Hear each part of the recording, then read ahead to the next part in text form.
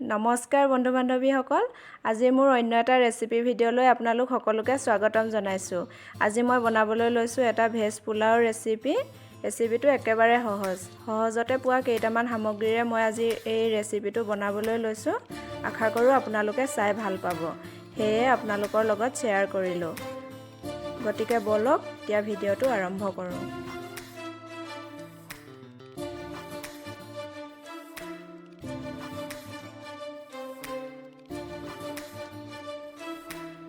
প্ৰথমতে মই 1.5 কাপ বাসমতী চাউল লৈছোঁ। চাউলখিনি অলপ সময়ৰ কাৰণে তিয়াই ৰাখিম। 20 মিনিটমান সময় তিয়াই ৰাখিলেই হ'ব। আৰু এইফালে পাচলিখিনি মই যোগাৰ কৰি লৈছোঁ। এয়া অলপমান পিঁয়াজৰ পাত, কেইফুটামান কেঁচা নহৰু, 2টা বিলাহী, 2টা মিডিয়াম সাইজৰ পিঁয়াজ, 3টা কেঁচা জলকীয়া, অলপমান কেঁচা ধনিয়া আৰু এটা সৰু সাইজৰ গাজৰ লৈছোঁ।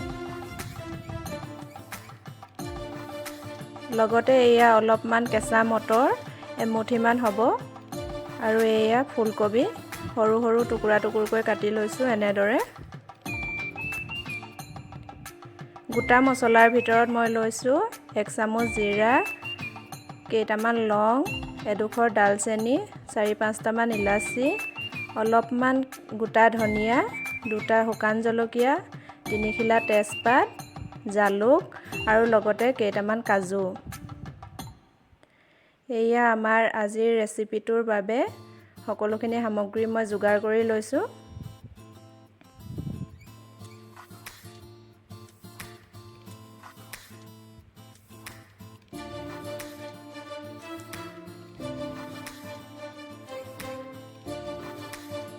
কুকাৰটো মই গৰম হ'বৰ কাৰণে ৰাখি দিছিলোঁ। কুকাৰটো গৰম হোৱাত 2 চামুচ ঘি দিছোঁ। মই আজি ঘিৰে ব্যৱহাৰ কৰিম। আপোনালোকে ইচ্ছা কৰিলে ৰিফাইন তেলেৰেও বনাব পাৰে। ঘিখিনি গৰম হোৱাৰ লগে লগে প্ৰথমে মই গোটা জিৰাখিনি দি দিছোঁ।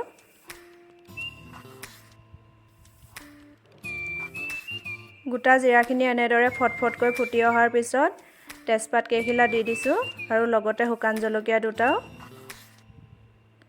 এতিয়া মই যিখিনি গোটা মছলা লৈছিলোঁ সেইখিনি দি দিছোঁ। অলপ ৰঙচুৱা হোৱাকৈ ভাজি এতিয়া মই কুটি লোৱা আদা, নহৰু আৰু কেঁচা জলকীয়াখিনি দি দিছোঁ। কেঁচা গোন্ধ যোৱালৈকে ভাজিব লাগিব অলপ সময়।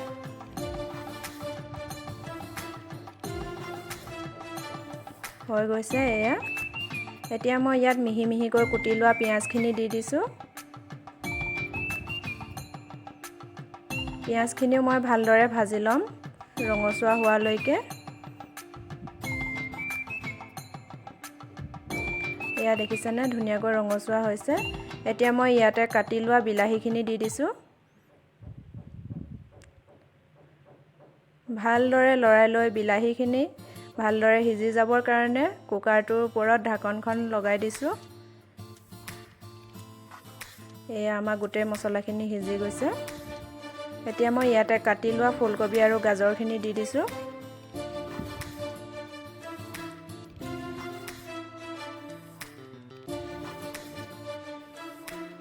সোৱাদ অনুসৰি নিমখ দিছোঁ। ভালদৰে আকৌ এবাৰ লৰাই লৈ পাচলিখিনি ফ্ৰাই হ'বৰ কাৰণে অলপ সময় ঢাকি দিলোঁ। তাৰপিছত কেঁচা মটৰখিনিও দি দিছোঁ। আকৌ এবাৰ লৰাই লৈ ঢাকনখন লগাই দিম ওপৰতে।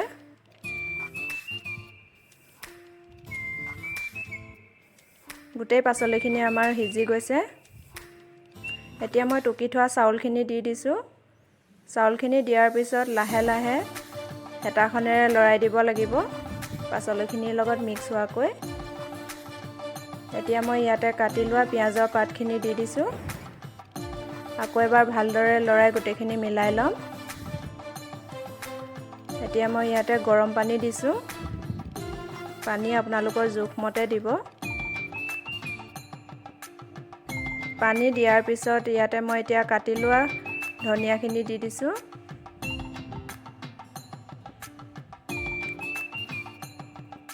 এতিয়া মই কুকাৰৰ ঢাকনখন লগাই দিছোঁ। এটা চিটি অহালৈকে ৰাখি দিম। এটা চিটি অহাৰ পিছত গেছ বন্ধ কৰি দিলোঁ। কুকাৰৰ গেছখিনি নিজে যোৱাৰ পিছত এতিয়া সাঁফৰখন খুলিছোঁ। এয়া দেখিছেনে? আমাৰ পোলাও হৈ গৈছে ধুনীয়াকৈ। পোলাওখিনি ধুনীয়াকৈ এটা এটা হৈছে। মই অলপ লৰাই দিছোঁ লাহে লাহে।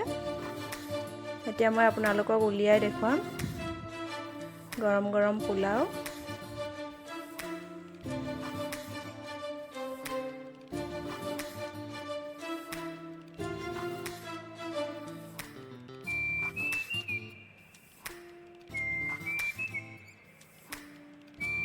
দেখিবলৈ ধুনীয়া লাগিছে নহয়নে বাৰু?